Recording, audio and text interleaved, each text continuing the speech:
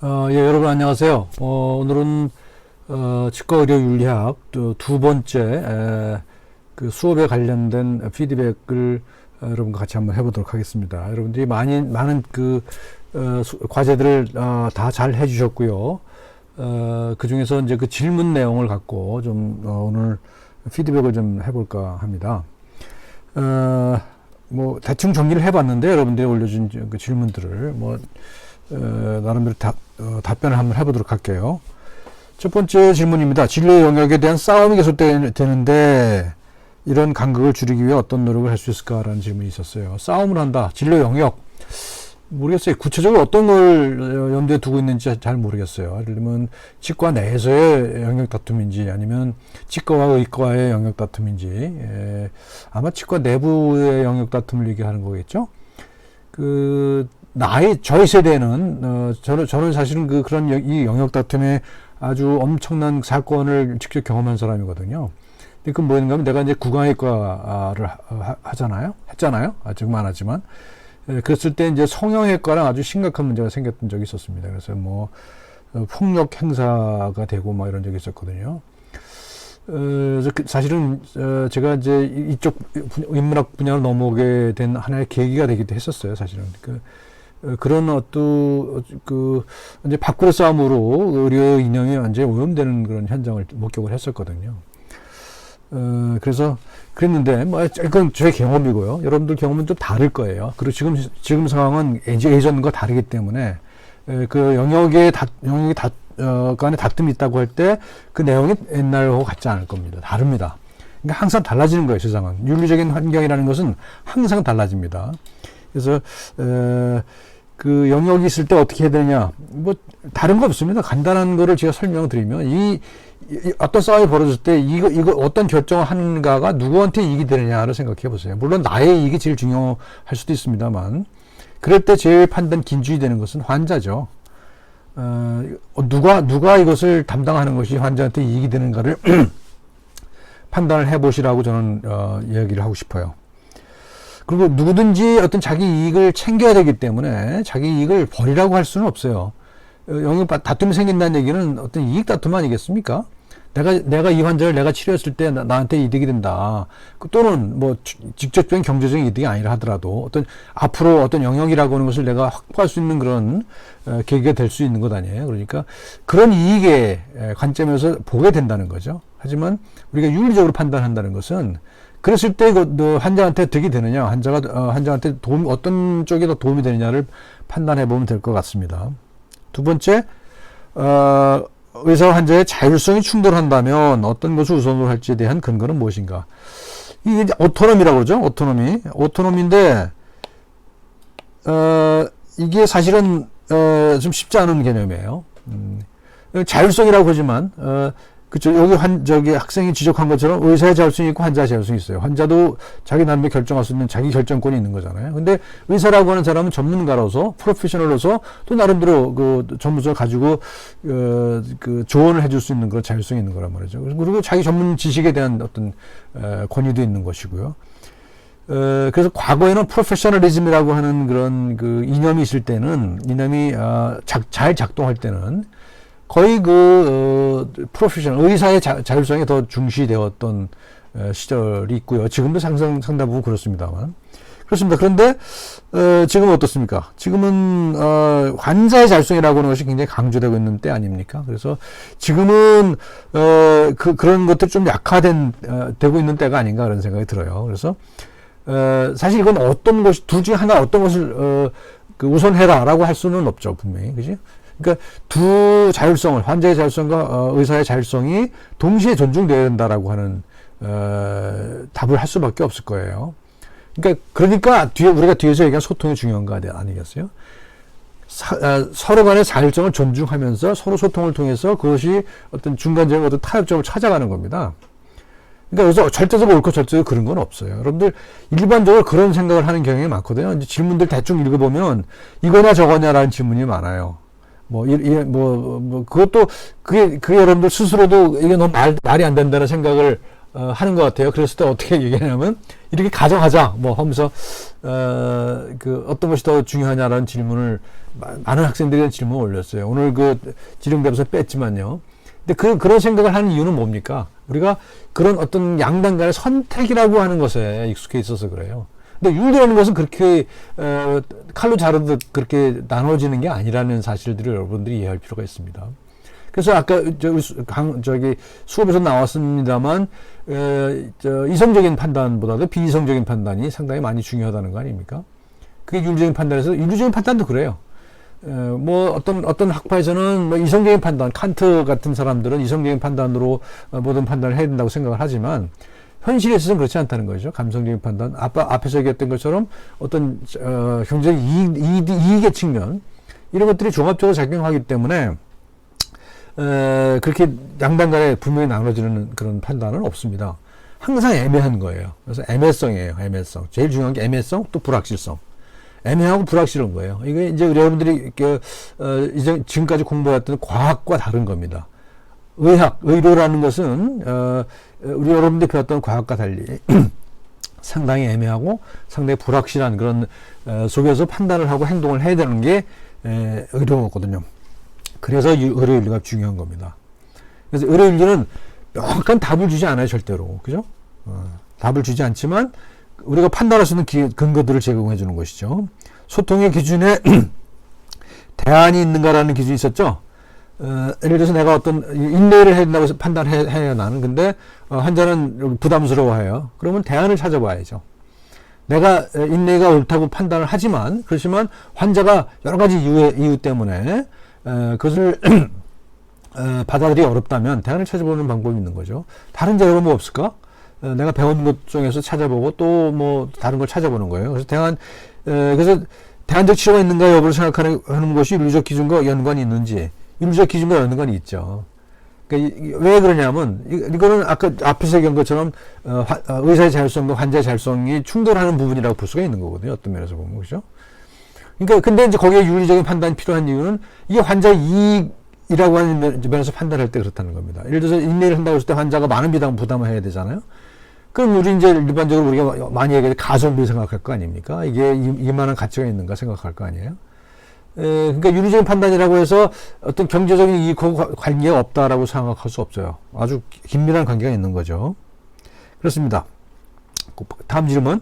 환자가 치료비 부담 때문에 치료를 거부하는 사람이 지금 그런 거죠. 예를 들어서 인내를 추천했는데 환자가 부담스러워하는 경우 있겠죠. 보라의 병원 사건처럼 생명이 위험하지 않다면이라는 가정을 세웠어요. 이것도 마찬가지입니다. 이것도 경우에 따라서는 환자의 주장을 받아들여야 될 때가 있어요. 그리고 또 경우에 따라서는 내 전문가로서의 판단이 환자가 지금 주장하는 것이 환자의 이익에 부합하지 않는다고 생각한다면, 그러면 좀 강하게 주장을 할 수가 있겠죠. 전문가로서의 주장을. 근데 그거는 그 속엔 또 그런 주장을 하는 속에는 또 나의 이익이라는 부분이 또 포함되어 있기 때문에 또 환자들도 그걸 모르지 않잖아요. 그러니까 좀 현명한 판단이 필요하죠. 명확한 답을 줄 수는 없습니다. 그 다음에 PNU가 제시한 핵심 가치에는 책무가 있다. 책무, 어카운터빌리티라고 그랬잖아요. 그렇다면 이번 코로나 사태와 관련되었을 때 의료진의 부족이 현실시되는 상황에서 자신이 만약 현직 의료진이라면 코로나 사태 해결 위해 위험을 무릅쓰고 이를 도와주러 직접 코로나 바이러스의 진원지에 가야 하는가? 라고 물었잖아요.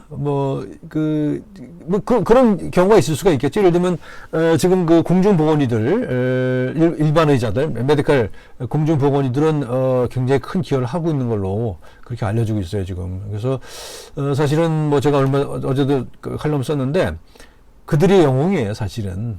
그들이 영웅이에요. 근데 그들이 원해서 간 거는 아닐 수가 있잖아요, 공중보건의들이. 자기 임무기 때문에 간 거 아닙니까? 그리고 이름이 공중보건이에요. 그러면 일을 하라고 있는 사람들이에요. 근데 그 사람들이 원하든 원하지 않든 갔어요. 근데 결과적으로 굉장히 큰 기여를 했고요.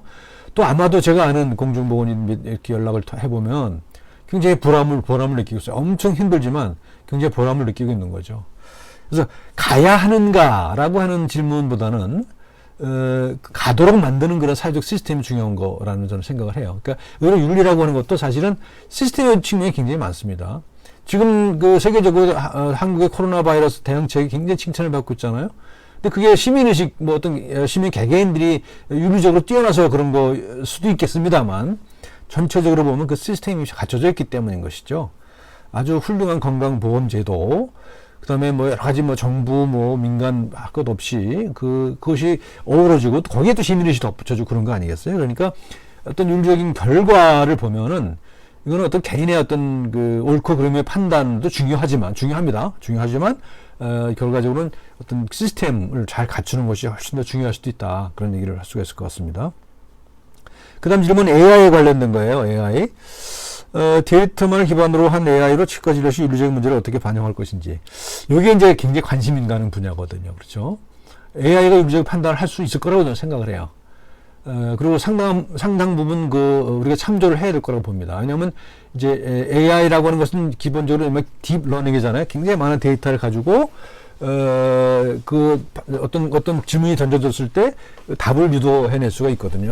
그래서 그 AI는 굉장히 중요한 앞으로 윤리에 있어서조차도 굉장히 중요한 도구가 될 것이고, 하지만 기본적으로 최종적인 판단은 인간적 가치에 근거를 두겠죠.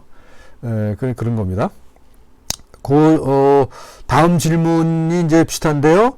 인공지능이 AI가 이런 것을 이러한 윤리, 의무론, 결과론, 원칙론, 덕윤리와 같은 것들을 아우르는 이성적인 접근을 찾아낼 수 있을까? 그렇죠. 그런 질문 충분히 할 수 있죠. 이거 아주 재미있는 질문이에요. 근데 저는 개인적인 의견입니다만 이건 충분히 가능하다고 생각을 합니다.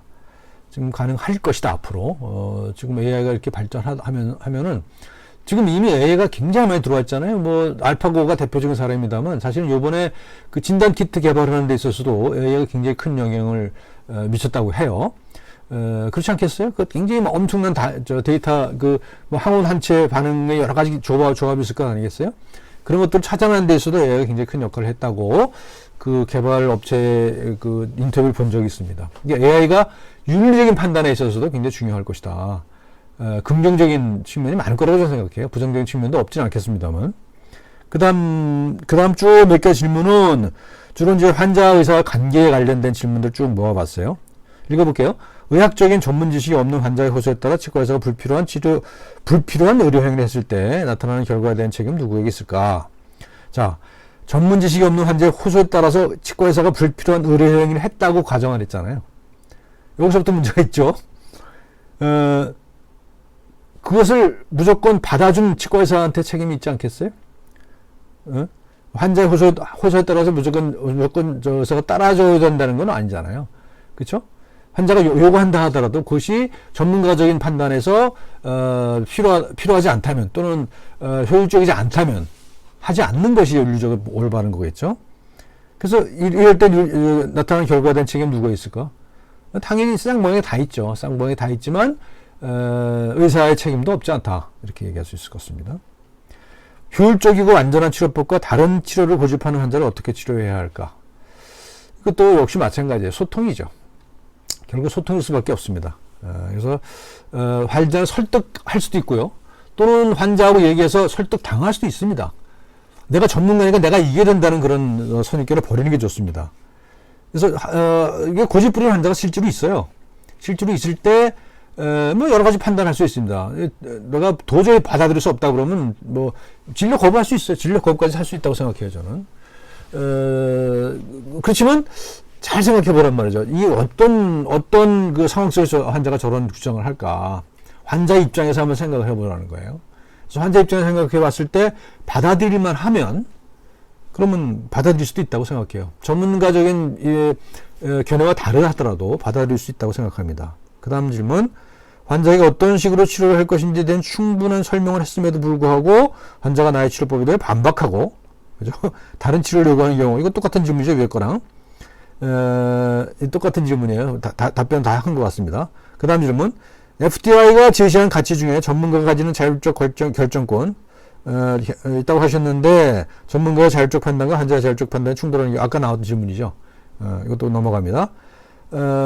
똑같은 질문이에요. 환자 소통할 때 경청하고 충분한 설명을 했음에도 의견 충돌이 일어날 수 있다. 이럴 때 어떻게 하는가? 아까 다 설명드린 거죠? 이런 이 똑같은 질문이 굉장히 많았어요. 이게 이제 여러분들 굉장히 관심을 가진 분야인가 봐요. 그다음 불친절한 치과 의사에게 좋은 치료를 받았다면 어떤 윤리적 판단을 내릴 수 있을지 고민하고 싶습니다. 불친절했지만 결과가 좋았다 이거잖아요. 근데 이것도 사실은 그 양분할 수 있는 건 아닌 것 같아요. 불친절한 치과 의사에게 좋은 치료를 받을 가능성은 별로 없다고 생각해요, 저는. 왜냐하면 불친절했을 때 환자가 그 어떤 감정이 좋지가 않을 거 아니겠어요. 근데 이게 어떤 그 객관적으로 치료 자체가 좋고 나쁘고가 물론 있겠죠. 하지만 그것은 환자가 볼 때는 그 감정과 굉장히 긴밀하게 연결되어 있기 때문에 이런 이분법적인 생각은 안 하시는 게 좋을 것 같습니다. 불친절하지만 치료는 잘했다. 뭐 이런 거 있잖아요. 그래서 흔히 그런 질문을 해요. 실력은 뛰어나지만 무뚝뚝한 의사 또는 실력은 없지만 아주 따뜻한 의사 누가 좋으냐 뭐 이렇게 묻잖아요. 근데 그 질문은 뭐가 잘못되어 있습니까? 질문 자체가 잘못되어 있어요. 왜 이렇게 나눠줘야 됩니까? 그죠? 친절하면서 실력 있는 의사 왜 없어요? 그죠? 불친절하고 실력 없는 의사 있습니다. 우리가 이건 단순한 논리적인 문제예요. 네 개의 경험수가 있는 건데 그 중에서 꼭 두 개를 꼬집어서 그걸 질문을 만드는 거예요. 그거 옳지 않습니다. 그래서 감성적인 거, 이성적인 것이 분리되는 게 아니에요. 항상 같이 붙어 있습니다. 그렇죠? 이거 어떤 유지의 판단을 내릴 수, 이거 질문을 좀 바꿔주세요. 옆에 질문을 바꿔주시면 좋을 것 같습니다. 그 다음에 소통을 할 때 중요한 네 가지 전부 다 환자와의 시간을 중요하게 생각하는데 법적으로 최소한의 환자의 대화 시간을 설정해 보는 것에 대해 말하고 싶다. 야, 이거 중요한, 아주 중요한 저는 그 주장이라고 생각을 합니다. 그리고 실제로 메디칼에서 그런 게 있죠. 뭐라고 그러죠? 이제 15분 이상 진료하는 그것에 대해서 이제 진료를 지불하는 그런 제도가 만들어졌잖아요. 그래서 우리나라 사람들이 여태까지 계속 한국의 의료 제도를 대해서 비판적으로 얘기하는 사람들이 그랬거든요. 3분 진료 얘기를 많이 했었거든요. 3분 진료라고 하는 문제는 아직도 한국에서 굉장히 중요한 문제이긴 해요. 그런데 그래서 이제 15분 이상 진료하는 것에 대해서 시간에 이제 그 수가를 매길 수 있도록 그런 그 제도가 만들어졌죠. 이게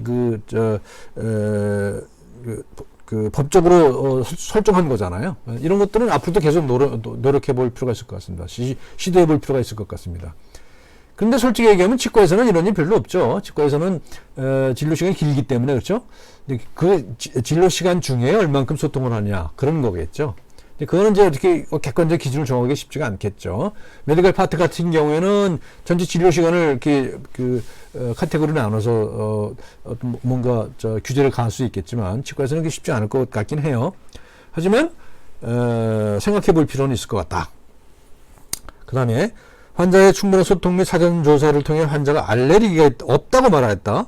그러나 치료 중 대부분 알레르기 반응을 일으키지 않는 약물의 부작용으로 인해 환자의 피해가 발생했다. 이랬을 때 어떻게 해야 되느냐.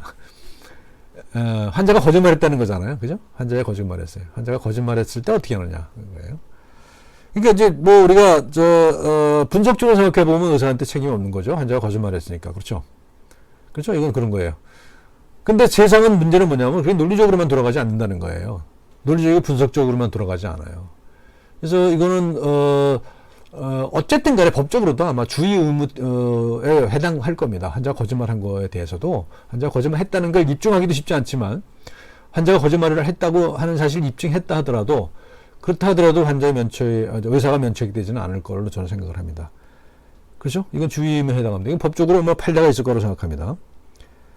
그 다음 질문, 치과의사가 환자에게 수술에 대해 설명하고 고지시켜주는 것은 중요합니다. 그렇다면 경험이 적은 치과의사가 환자에게 행하는 수술이 생소하다면 어떻게 하면 좋겠어요? 이게 이제 중요한 거예요. 여러분들 이제 병원에 나가서 이제 원내생 할 때 이런 일이 벌어집니다. 근데 우리 치과병원 같은 경우에는 원내생이라는 제도가 있어갖고 학생인 거 알잖아요. 그리고 학생인 거 알면서 치료를 받게 되잖아요. 이제 그래서 이제 어느 정도 이제 이거는 이제 제도적으로 만들어져 있어요. 지금 미국 같은 경우도 보면은 그렇게 돼 있거든요. 그래서 학생한테 치료받는 경우가 진료비가 싸잖아요. 근데 우리 학교는 좀 그런 문제가 있는 것 같긴 해요. 학생한테 진료받는 경우에 진료비가 파격적으로 쌓여야 되는데 우리는 그렇지는 않은 것 같아서 그 학생들이 그 환자 조달에 어려움을 겪고 있는 걸 알고 있거든요. 그런 문제는 앞으로 계속 개선돼야 된다고 생각합니다. 이건 어떻게 보면 윤리적인 문제라고까지 얘기할 수 있을 것 같아요.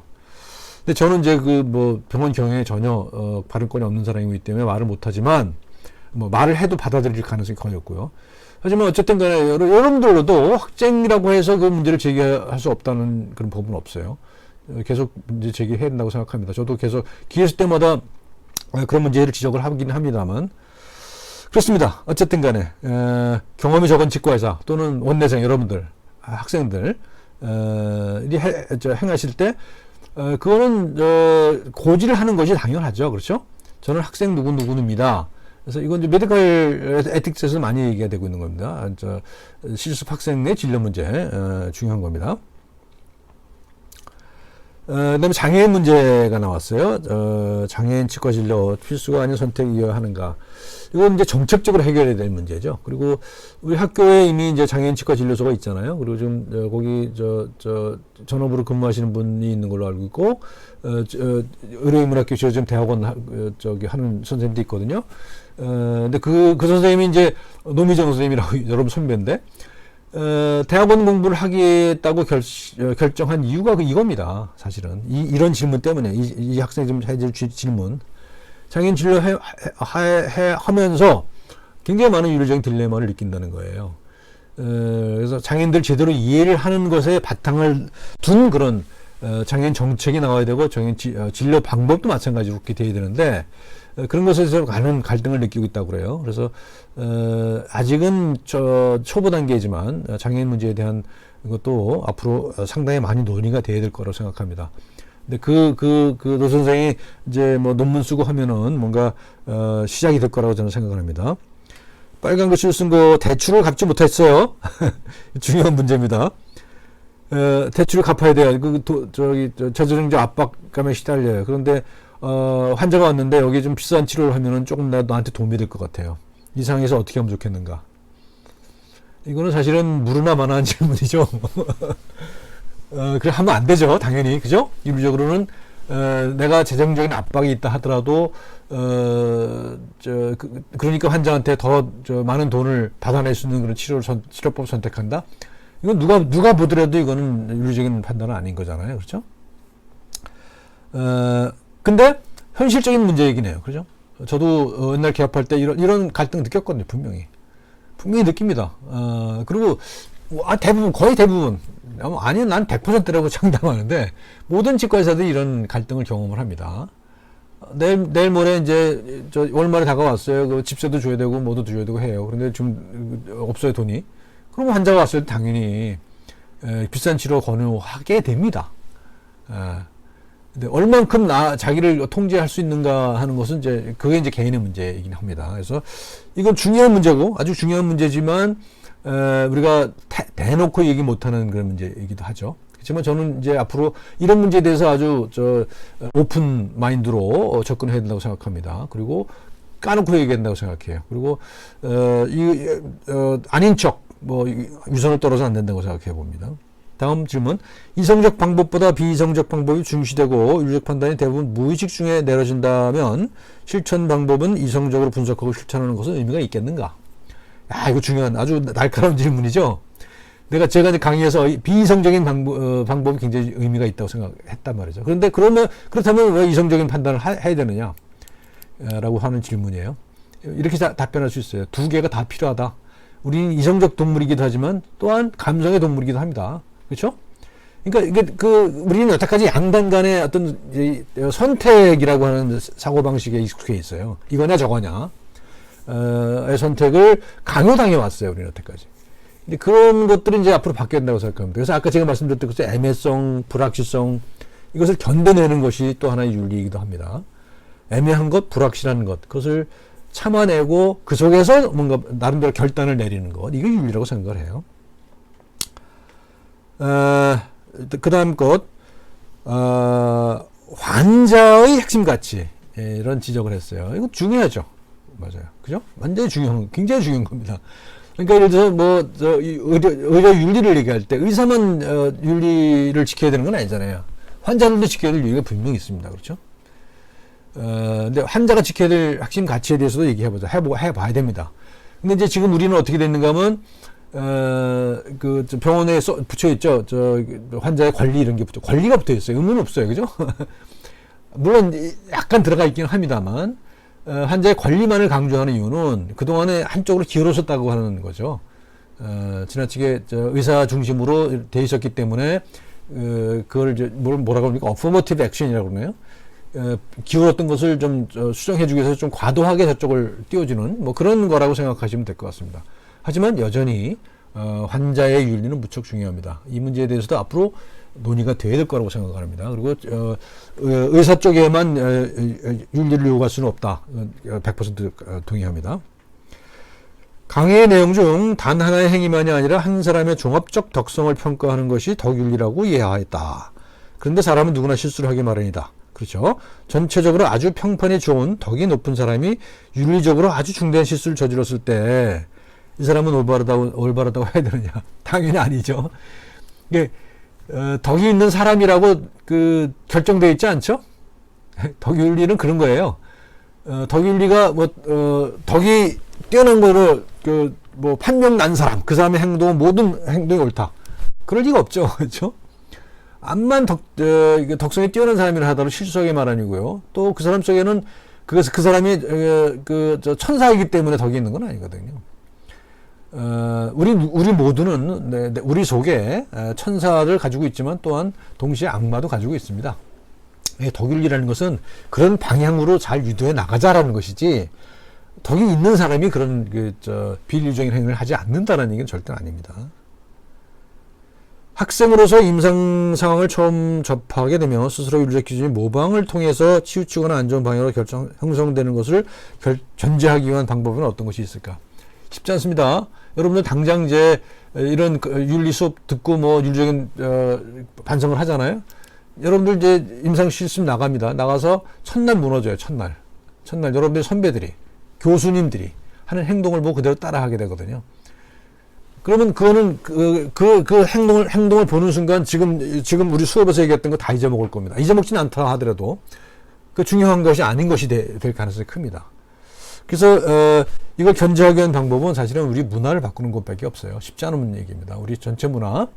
지금 저도 임상 오래 했습니다만 임상 상황 속에서 비윤리적인 행동, 태도 엄청나게 많습니다.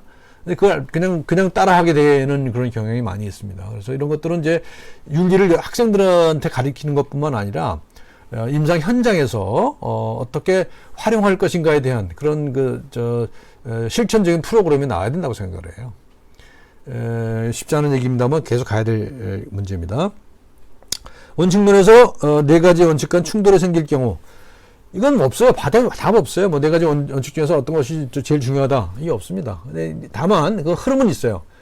이 4가지 원칙이 처음 나왔을 때 이거 서양에서 나온 거잖아요. 제일 중요한 게 자율성 존중의 원칙이었어요. 개인주의잖아요. 그래서 이 4원칙론에도 역시 마찬가지로 자율성이라고 하는 것이 제일 중요한 걸로 여겨지고 있어요. 상식적으로. 근데 지금은 그 판이 거듭하면서 자율성의 가치가 좀 뒤로 물리고 있긴 합니다만 서양의 문화라는 게 몇천 년 이어온 게 금방 달라지지 않아요. 그러니까 요번 사태를 보세요. 예를 들면 코비드 사태에서 볼 때 한국이 이만큼 잘할 수 있었던 건 뭡니까? 그런 정보들이 IT가 발달한 것도 있었지만 그런 정보들이 실시간에 활용될 수 있었다는 거잖아요.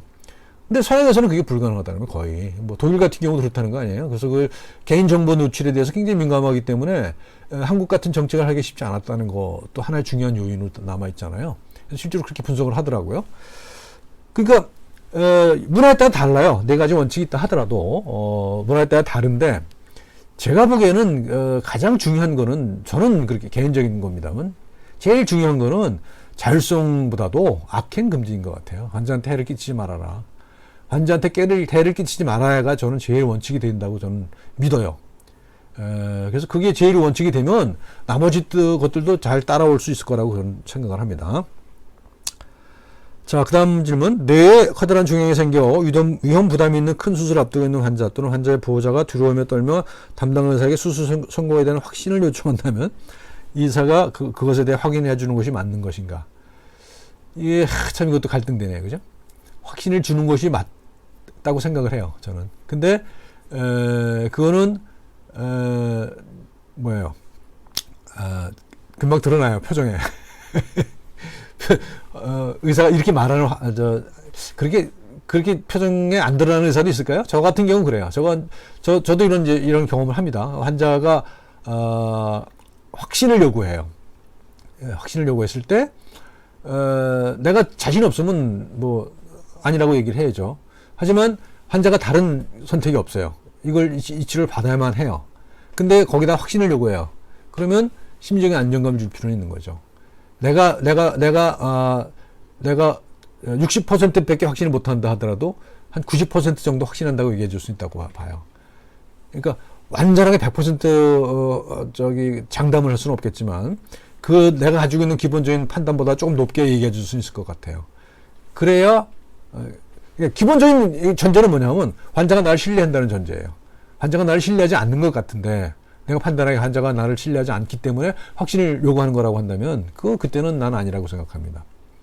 그러니까 기본적으로 어떤 신뢰라고 하는 것이 굉장히 중요한 거죠. 환자하고 신뢰관계 형성하는 게 무척 중요합니다. 그래서 만약에 성공 여부를 물었을 때 그런 신뢰가 돈독하다면 내가 가지고 있는 확신보다 훨씬 더 높게 얘기할 수 있을 것 같다. 그렇지 않다면은 사실대로 얘기해 주는 것이 맞다. 이렇게 얘기할 수 있을 것 같아요. 사람들의 윤리적 행위는 사람들의 문화의식에 따라 틀려지는가? 한국은 코로나를 대비해 국민들이 자율성을 존중하며 외출 자제를 권고하고 있지만 유럽 같은 경우에 강제성을 택하여 통제하고 있다. 그 이유는 무엇인가? 아이러니죠. 아까 말씀드렸습니다만 우리가 자율성을 강조할 수 있었던 자율성을 강조하는 그런 정책을 할 수 있었던 이유는 거꾸로 역설적이게도 우리가 어떤 개인정보들이 굉장히 많이 노출되어 있었기 때문이라고 볼 수 있는 거죠. 이 세상은 이런 아이러니 속에 돌아가는 겁니다. 그렇죠? 서양사는 그 개인의 자율성을 존중하는 그 나라들이 결국 택할 수 있는 정책이라는 게 자율성을 제한하는 것밖에 없었잖아요. 근데 우리는 거꾸로 자율성을 상당히 제한하는 문화가 있었기 때문에 자율성을 존중해 가면서 이런 정책을 할 수가 있었다. 아주 굉장히 역설적인 거죠. 세상에 이런 역설로 구성되어 있습니다. 그죠? 자, 그 다음 질문. 개인 병원을 운영하다가 노쇠와 물리적, 정신적 이유로 치과의사로서 역량이 떨어진 것이 느껴집니다. 그렇지만 경제적 이유로 벌써 은퇴하기는 부담스러운 상황이라면 어떻게 할 것인가? 이건 뭐 개인의 판단에 맡겨야 되겠죠. 개인의 판단에 맡겨야겠죠. 저는 뭐 개인적으로라면 일찍 은퇴하는 게 좋겠다고 판단합니다만, 뭐 경제적인 이유가 있다면 또는 경제적인 이유 때문만은 아닐 거예요. 은퇴를 쉽게 결정하지 못하는 이유 중에는 여러 가지 다른 게 있을 수가 있습니다. 근데 저라면 은퇴를 결정할 것 같습니다. 그리고 괜히 뭐 이렇게 남아있는 거는 좀 추하다는 생각을 해요. 근데 뭐 그건 저 개인적인 생각이고 여러분들은 뭐 나름대로 판단할 수 있을지도 모르겠어요. 그리고 노쇠 그다음에 이제 역량이 떨어진다 이런 건 또 상대적인 거잖아요. 그래서 이것도 뭐 똑부러진 답을 하기는 어렵습니다. 다음 질문. 현수입의 몇 배를 주겠다고 전문의 자격증을 병원 홍보에 활용할 수 있도록 허락해달라는 제안을 받았다. 이건 그렇습니다. 이 상황에서 어떻게 생각하는지, 그리고 자신이라면 어떻게 선택할지에 대해서 얘기해보고 싶습니다. 면허를 빌려달라는 거잖아요. 근데 이건 윤리적인 판단 이전에 법적인 판단을 먼저 해야 되겠죠. 불법이죠. 그러니까 법이라고 하는 것은 윤리의 최소한이거든요. 근데 불법을 저지르면서까지 내가 뭐 이득을 취하겠다라고 생각한다면 뭐 하세요. 이건 윤리적인 판단의 이전의 문제입니다. 그러니까 법적인 것이기 때문에 더 이상 얘기를 할 필요는 없을 것 같습니다. 최근 코로나 바이러스 사태에 대해 의료인의 역할이 매우 중대한데, 이거 아까 나온 얘기죠. 그렇죠? 나온 얘기입니다. 이거 그 다음 질문도 비슷한 거니까 그냥 넘어갈게요. 이거는 이제 이렇게 한번 해드리고 싶어요. 우리나라가 지금 하고 있는 상황이 지금 전 세계가 주목하고 있다는 것. 왜 그런지만 좀 찾아보세요. 이렇게. 인터넷 검색해가면서, 우리가, 물론 이제 굉장히 고통스럽죠. 누구나 고통스럽지만 그래도 비교적 잘 해나가고 있다는 평가를 받는 이유가 뭔지, 그 속에서 어떤 답을 찾아보는 게 좋을 것 같습니다. 마지막입니다. 임상에서 느낌과 직관으로 올바른 윤리적 판단을 내리는 상황이 사람이 있는 반면 핵심 가치를 알고 윤리적 판단 내리는 과정을 알면서도 느낌과 직관적으로 상업적으로 접근하여 판단을 내리는 사람이 있다. 이렇게 배움이 실천으로 나가지 않는 의료는 배움과 실천의 문제입니다. 윤리적 치료를 법과 제도로 강요하여 복종하여 하게 하여 수동적으로 의료를 지키도록 한다면 이는 과연 바람직한가? 당연히 바람직하지 않죠. 강제를 하는 거는 어떤 윤리적인 판단, 윤리적인 행동을 강제하는 것은 이 가치를 떨어뜨리는 일이죠. 윤리적인 판단이라는 것은 어떤 자율성에 근거해서 그런 행동을 하실 때 그것이 칭찬받는 것이지 법적으로 해야 되기 때문에 하는 것은 별로 칭찬받을 일이 아닌 거 아니겠습니까? 그렇지만 그럼에도 불구하고 그 행위 자체가 그 윤리적으로 바람직한 거라면 칭찬을 받아야 돼요. 아까 말씀드렸죠. 지금 공중보건의들이 그 임무 때문에 대구에 파견돼서 고생을 하고 하지만 그렇지만 그렇기 때문에 그 사람들이 행동을 칭찬하지 말아야 되나요? 그렇지 않잖아요. 그렇죠? 자기 의무이지만 그 의무 상황 속에서도 그 묵묵히 또는 뭐 불평불만 한다고 해도 좋아요. 불평불만 속에서도 자기 임무를 하는 것은 칭찬받아야 될 일이라고 생각합니다. 그러니까 법이라고 하는 것과 윤리라고 하는 것은 아까 말씀드린 것은 구분이 되는 경우가 있을 수가 있어요. 그죠? 최소한도가 법이에요. 그러니까 법은 지켜야 되는 거예요, 무조건. 그죠? 법은 무조건 지켜야 된다고 저는 생각을 합니다. 그렇지만, 강제되지 않은 그런 그 판단에 따라서 해야 되는, 자율적인 판단에 따라서 행동해야 될 경우도 많이 있습니다. 그래서 그랬을 경우 더 큰 칭찬을 받겠지만, 내가 의무가 아닌데도 내가, 자발적으로 했을 때, 뭐, 예를 들어서, 자원봉사로 내가 의사한테 갔다고 그러면 더 큰 칭찬을 받겠죠? 하지만, 그걸 강요하는 것은 그렇게 바람직한 건 아니겠죠. 그렇죠? 근데 다행히도 이번 사태 같은 경우는 우리는 그런 자원봉사들이 굉장히 많이, 부각되고 있죠. 많이 하고 있죠. 뭐 의사뿐만 아니라 일반적인 뭐 소방서라든지 뭐 간호조무사, 의료인들뿐만 아니라 행정직원들, 뭐 119 대원들 얼마나 많습니까? 거기 그들이 자기 자율적 판단이 아니라 할지라도 자기 임무 때문에 가서 일을 한다 할지라도 굉장히 칭찬받아야 되는 건 분명한 거죠. 자, 오늘은 좀 길어졌네요. 얘기가 좀 길어졌는데 뭐 이 정도로 정리를 하도록 하고요. 다음 시간에도 이렇게 질의응답을 주고받는 식으로 진행하도록 하겠습니다. 자, 여러분들 조심하시고요. 사회적 거리두기는 계속되고 있습니다. 자, 다음에 뵙겠습니다. 고맙습니다.